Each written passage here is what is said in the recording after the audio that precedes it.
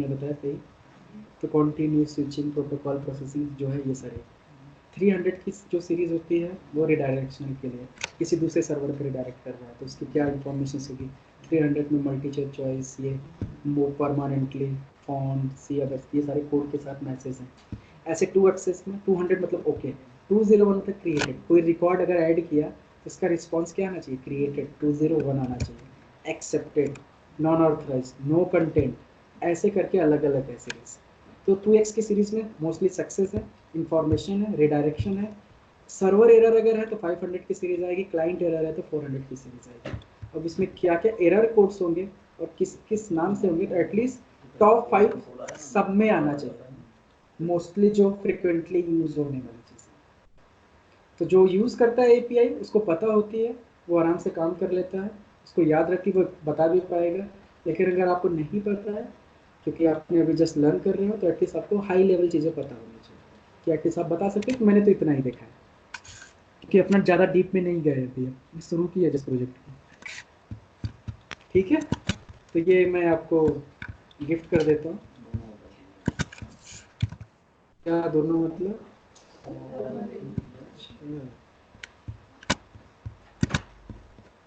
वो अभी फिर प्रोजेक्ट बनने के बाद बताऊंगा ना, याद से ले लेंगे।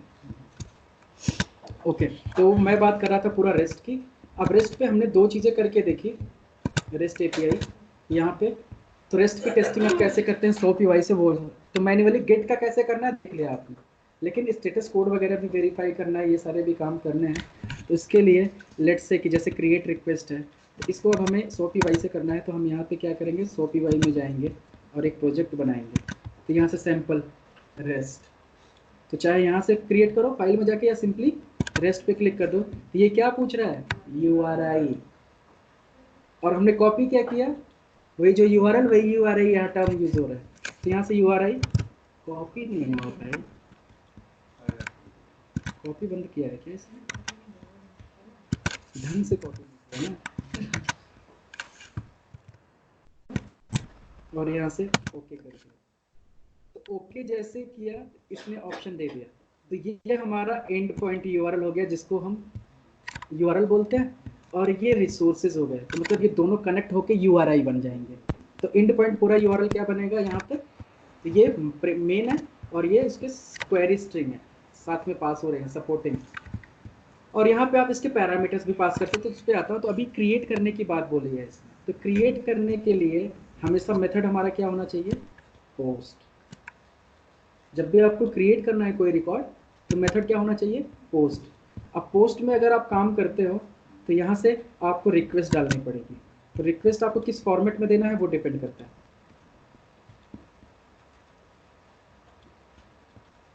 जेसन पोस्ट, तो यहाँ पे रिक्वेस्ट हम पेस्ट करते हैं। रिक्वेस्ट पहले उठा लेते हैं इसकी। तो यहाँ पे जाके डिटेल्स पे क्लिक करो तो देखो है, पोस्ट में होना चाहिए। तो ये है इसकी रिक्वेस्ट, सैम्पल जेसन। तो slash create method post, result ये आना चाहिए ऐसे। तो कॉपी किया और ये रिक्वेस्ट ले जाके यहाँ पे पेस्ट किया और यहाँ पे सिंपली रन कर दिया।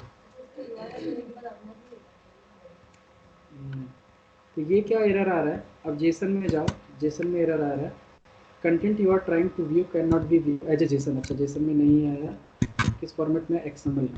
XML में क्या दे रहा है कि HTML TD फॉर जावा, ये जनरेटर बॉडी एरर टेक्स्ट, ये integrity constraint violation, duplicate entry for test की एम्प्लॉय नेम एंड ओके। समझ गए ना बात को, एरर देख के समझ गए आप लोग। तो नेम क्या है, होगा, सब लोग ऐसे ही देते हैं, ठीक है। तो यूनिक नेम दो, ठीक है। सैलरी जब देना है तो देने के मामले में तो कम मत करो, इस ठीक ठाक लगाओ। और अब इसको करो रन। मतलब 25 साल में सब चीज़ें खरीद सकता है, सिगरेट, दारू, कोई रूल नहीं है। अभी भी एरर आया, ज़्यादा ही पैसे दे दिए क्या। तो नेम कृष्णा, एज, ये सब सक्सेस आ गया ना। तो जेसन में आओ, तो जेसन में नहीं आया, बट इसने क्या किया कि ये क्रिएट हो गया। अब इनकी आईडी क्या है, आईडी देखो जनरेट हुई है ये। तो अगर हमें चेक करना है कि अब ये सही में कृष्णा वाला इंफॉर्मेशन आ रहा है कि नहीं, तो v1 क्रिएट की जगह पे हमें यहाँ पे क्या देना पड़ेगा,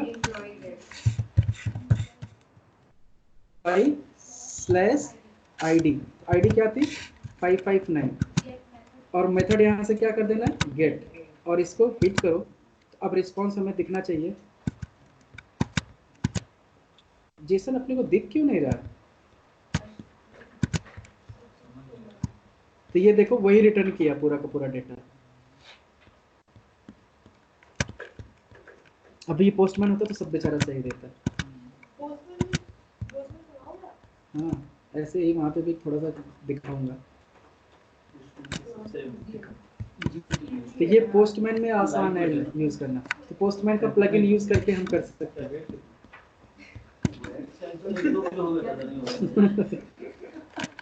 तो रेस्ट में हम क्या करते हैं जनरली, तो यहाँ से हम रेस्ट एपीआई में भी जाके ऐसे ही जैसे इसमें भी प्रोजेक्ट बनाते हैं, सूट्स बनाते हैं, जो काम हम सॉप में कर रहे थे तो सॉप की वाइज सेम पैटर्न में यहाँ पे रेस्ट एपीआई में हम काम करते हैं।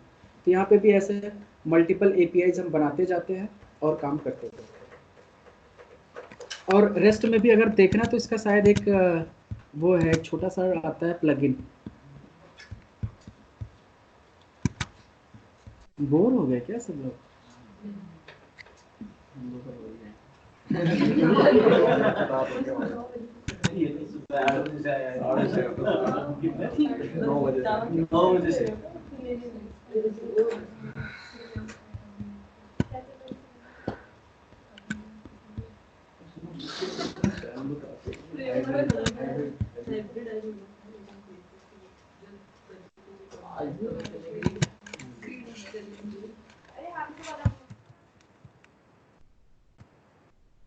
मैडम एक बैच नहीं है।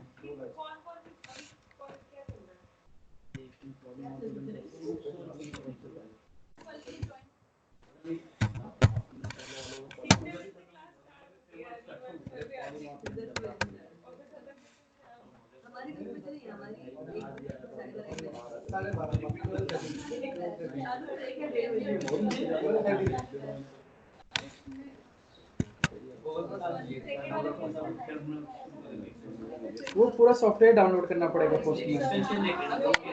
हाँ क्रोम का एक्सटेंशन गूगल पे डालो।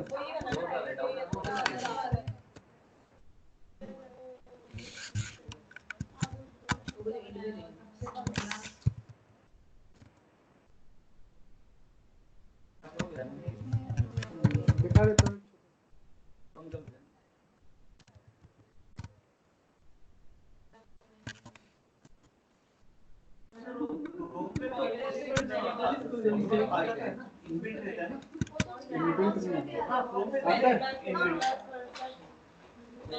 ऐड ऑन है करना। हाँ तो ऐड ऑन करना पड़ेगा, डिफॉल्ट नहीं आता।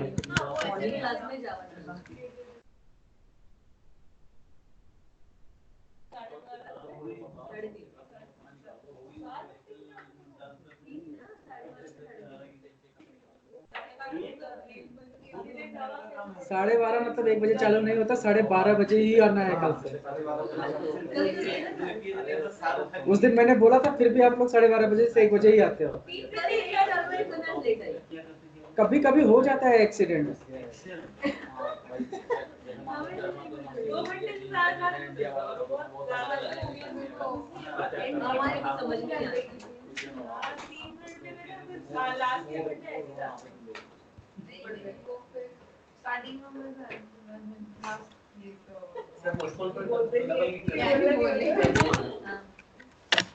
वाह नाइस, पोस्टमैन ओपन हो रहा है। अच्छा रोज देखते। अरे भाई अब आईडी पासवर्ड भी याद है?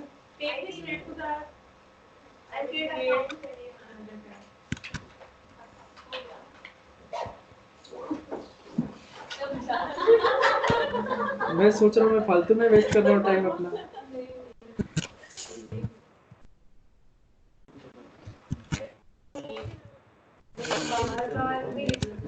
चलो ठीक है, चलो यहीं पर डायरेक्ट हम पोस्ट मेथड डालते हैं। पोस्ट मेथड हम कर रहे थे ना, तो यूआरएल हमारा क्या था,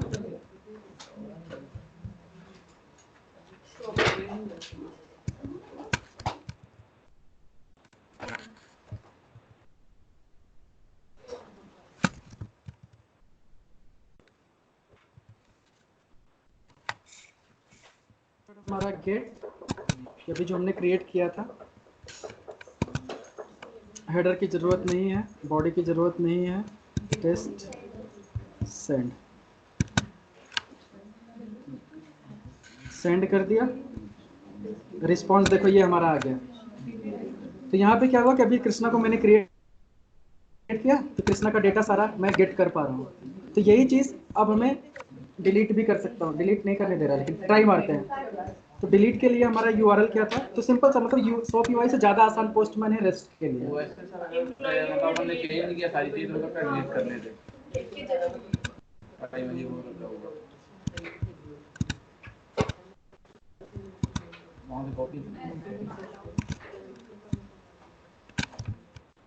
वन की जगह पे डिलीट करना मुझे, गेट रिक्वेस्ट रहेगा, क्या रिटर्न किया,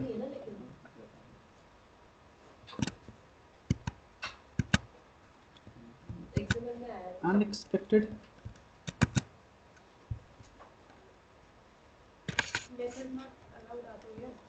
कहाँ दिख रहा है तुम्हें? अच्छा, स्टेटस ही आ गया कि मतलब ये डिलीट नहीं करने देगा भाई, डिलीट सिर्फ क्रिएट कर सकते हो, डिलीट उसके मूड के ऊपर है, एक्सेस नहीं है आपके पास। तो ऐसे ही सिंपल सा पोस्ट,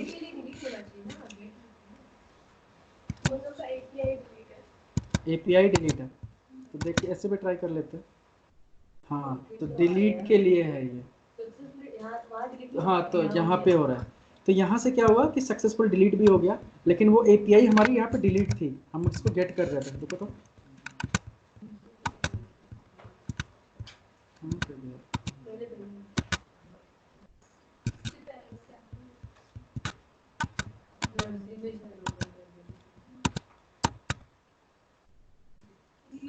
उस वाले में आपने चेंज कर दिया मेरा, कहाँ सैंपल है?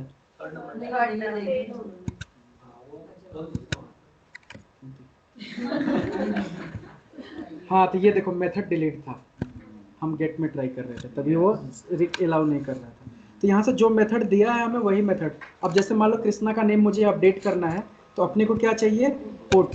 तो यहाँ से सिंपल सा डिलीट की जगह पे अपने को क्या यूज़ करना है, अपडेट। अरे हाँ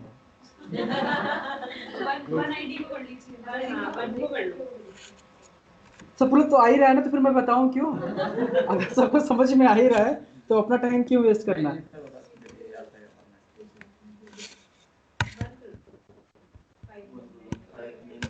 और इसका टाइप क्या होगा, पुट। तो जब पुट रिक्वेस्ट होता है तो उसमें हमें डेटा पास करना होता है। तो यहाँ पे डिटेल्स में जाओ, डेटा पास करो,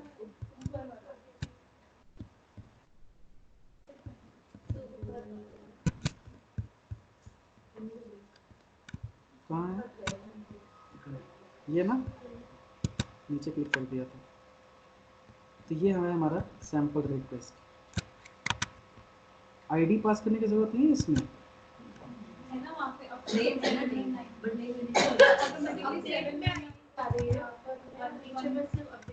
आईडी हमने यहाँ पे क्या था हमारा 1 को करना है, मेथड पुट है,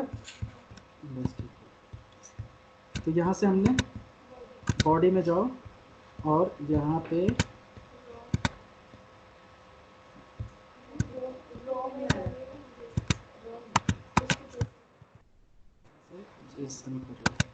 ये जेसन रिक्वेस्ट होगी।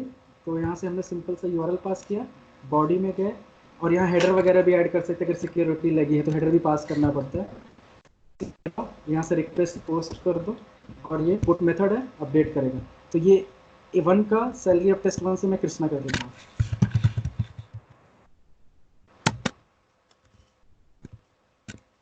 तो कृष्णा हो गया। अब 1 करने पे अपने को नेम कृष्णा चाहिए, तो यहाँ से गेट V1 की जगह पे 1, मेथड गेट सेंड, नाइस। तो ये कितना छोटा काम है API टेस्ट करना। तो मैनुअल टेस्टिंग में तो कोई दम नहीं है खास करके, सिर्फ लेकिन इंटरव्यू में ये सारी चीज़ें पूछते हैं कि क्रूड ऑपरेशन, अब कोई पूछ ले तो ये नहीं पूछेगा गेट पोस्ट क्या होता है, और उसने डायरेक्ट पूछे क्रूड ऑपरेशंस क्या होते हैं, तो आप सोचोगे क्रूड तो कभी सुना नहीं, जबकि है वही चीज़। तो ऐसे छोटी छोटी चीज़ें होती है। अब हेडर में भी बहुत सारी चीज़ें पूछता है कि हेडर में क्या क्या पैरामीटर्स पास करते हैं, ठीक है। मल्टी पार्ट का मतलब क्या होता है, कंटेंट टाइप क्या होता है, ठीक है। फाइल अपलोड कैसे करते हैं, कैसे एपीआई उसकी काम करते हैं। तो ऐसे कुछ ट्रिकी चीज़ें हैं जो एपीआई में काम करते हैं। तो सारी चीज़ें मोस्टली यही है, लेकिन करना मैनुअली। तो पोस्ट मैनुअल में ये काम करना एपीआई ज़्यादा आसान in compare to SOAP UI. SOAP UI expert है सोप रिक्वेस्ट के, पोस्टमैन रेस्ट के लिए बहुत आराम से मतलब काम करेगा। और दोनों के लिए चाहे अपना ऑटोमेशन किसी में भी करो, ठीक है। तो ये आपने मैनुअल आइडिया आपको लग गया। तो नेक्स्ट टाइम मैं क्लास में क्या करूंगा, रेडी एपीआई स्टार्ट करूंगा। रेडी एपीआई में ग्रूवी पढ़ाऊंगा आपको, ठीक है। और रेडी एपीआई में एक्चुअल में जो कोई भी प्रोजेक्ट रहेगा उसको करना तो नेक्स्ट में करेगा। रेडी रिकॉर्डेड रहेगा, रेसिस्योड कर लेता हूँ, रेडी स्टार्ट में कर लेता हूँ, ठीक है। 15 दिन के लिए मिलता है तो एक अपने को 1 घंटा चाहिए बस, इतना 1 घंटा करूँगा। हम कर ही नहीं पाएंगे कभी, तो क्या कंपनी में मिल गया सो, और कंपनी ने पूछा रेडी एपीआई पे काम किया है तो ऑटोमेशन का मतलब भी हो गया रेडी एपीआई। हाँ नहीं, डाउनग्रेड नहीं होता, लेकिन उसको कन्वर्ट कर सकते हैं सोपी में, लेकिन वो पैरामीटराइजेशन वगैरह काम नहीं करेगा। तुम तो बहुत चालाकी वाला काम किए। अब इनका मतलब कि ऑटोमेट कर दो रेडी एपीआई में, फिर उसको एक्सपोर्ट कर लो सोप यूआई में, रन कर लो। गलत है ना भाई, वो पैरामीटराइजेशन नहीं चलेगा, बाकी सब चलेगा। तो अपन से फिर वो ग्रूवी से लिखना होगा। तो उससे अच्छा है कि सोप यूआई ना यूज करके फिर अपना फ्रेमवर्क ही बनाओ कोई अपने हिसाब से। रेसिस्योड में करो, कराटे में करो, जेमेटर में करो, फिर